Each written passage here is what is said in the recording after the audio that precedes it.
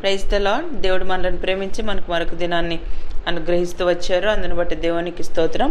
ఉదయకాలము దేవుని వాగ్దానం. జకర్యా గ్రంథము 8వ అధ్యాయము 15వ వచనం.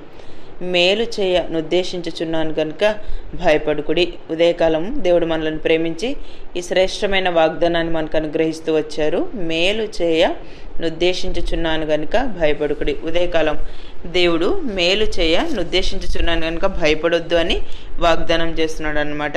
అంటే దేవుడు మన జీవితంలో మేలు చేయాలి అంటే మన ప్రతి పరిస్థితిలో కూడా దేవుని యొక్క వాక్యంలో రాయబడుతూ వచ్చింది. మీరు చేయవలసిన కార్యం లేవనగా ప్రతివాడు తన పొరుగు వానితో సత్యమే మాట్లాడవాలని, సత్యమును బట్టి సమాధానకరమైన న్యాయమును బట్టి మీ గుమ్మములలో తీర్పు తీర్చవలెను.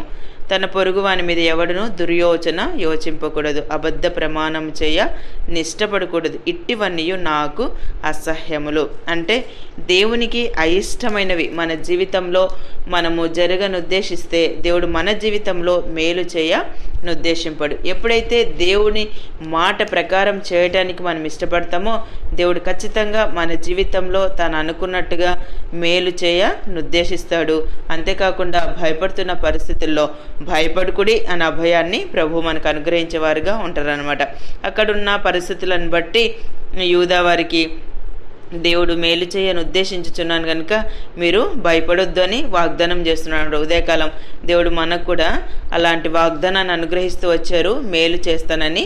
సో యెషయా గ్రంథం 46వ అధ్యాయం 11వ వచనం మనం చదివినట్లయితే, నేను చెప్పి ఉన్నాను దాన్ని నెరవేర్చేదను, ఉద్దేశించి ఉన్నాను సఫలపరిచేదను. సో దేవుడు మాట ఇచ్చాడు అంటే తప్పకుండా ఆయన నెరవేరుస్తాడు. అందుకే నేను చెప్పి ఉన్నాను దాన్ని నెరవేర్చేదను. దేవుడే మనతో చెప్పినప్పుడు దేవుడు ఖచ్చితంగా ఆ వాగ్దానాన్ని నెరవేరుస్తాడు. ఉద్దేశించి ఉన్నాను కనుక సఫలపరుస్తాను.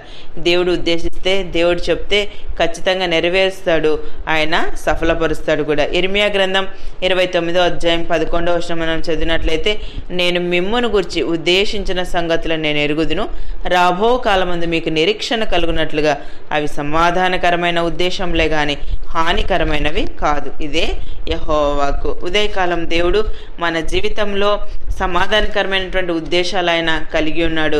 అంతేకాకుండా మేలు చేయ ఉద్దేశించి ఉన్నాడు. సో ఆయన ఉద్దేశించి ఉన్నాడు కాబట్టి దాన్ని సఫలపరుస్తానని ఉదయకాలం వాగ్దానం చేస్తూ ఉన్నాడు. సో మనం కొన్నిసార్లు అనుకుంటాం, నా జీవితంలో దేవుడు ఏ ఉద్దేశాన్ని ఆయన కలిగి ఉన్నాడు, ఎప్పుడు ఈ ఉద్దేశాలు నెరవేరుస్తాడు. సో నా జీవితంలో నేను ఆశీర్వాదం పొందలేకపోతున్నాను, మేలును చూడలేకపోతున్నాను, ఎప్పుడు భయభీతులతో నా లైఫ్ నేను గడుపుతూ ఉన్నానని ఉదయకాలం నువ్వు ఆలోచిస్తూ ఉన్నావేమో. దేవుడు అనుకుంటే ఆయన ఏదైనా చేయగలడు.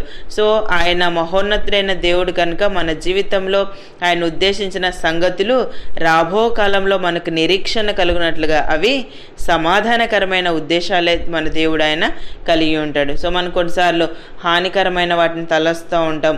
సో ఇలా ఉంటే ఎలా ఉంటుంది, మనం చేసుకునే ప్లాన్స్ అన్నీ అలానే ఉంటాయి. అదే మన జీవితంలో దేవుడు ఉద్దేశిస్తే దేవుడు చక్కని ఒక పర్పస్ మన లైఫ్లో ఆయన కలిగి ఉంటాడు. మనం కొన్నిసార్లు దాన్ని ఆలోచించక కొన్నిసార్లు అంటే హానికరమైన వాటిని మనం తలస్తూ ఉంటాం. దేవుడు ఉద్దేశిస్తే దేవుడు ఖచ్చితంగా సఫలపరుస్తాడు. ఉదయకాలం సో నా జీవితంలో దేవుని యొక్క ఉద్దేశం ఏంటి అని నువ్వు ఆలోచిస్తున్నావా?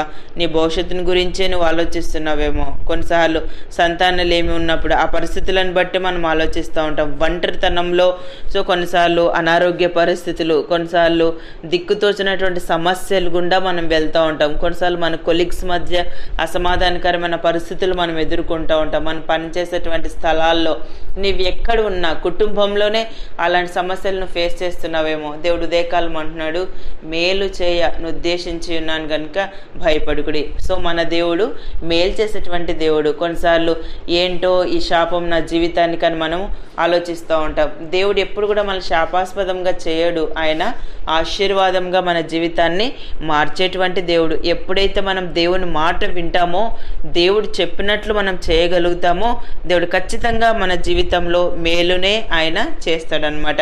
కొన్నిసార్లు మన జీవితంలో ఆ మేలు కలగకపోవటానికి సో మన జీవితంలో మనం వెళ్ళేటువంటి ఆ పాపమే. ఆ పాపము అంటే అది మన కొన్నిసార్లు మన పొరుగు వాళ్ళతో సత్యం మాట్లాడకపోవచ్చు, అబద్ధ ప్రమాణాలు మనం చేస్తూ ఉండవచ్చు.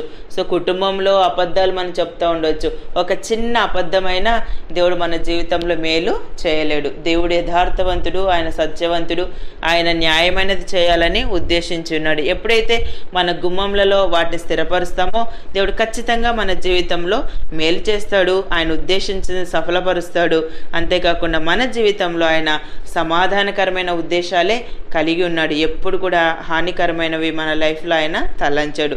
ఉదయకాలం దేవుడిచ్చిన ఈ ప్రశస్తమైన వాగ్దానం మన జీవితానికి మనం అన్వయించుకొని ప్రభువు చెప్పినట్లు చేయుటకు ఇష్టపడదుము గాక. ప్రార్థన చేసుకుందాం.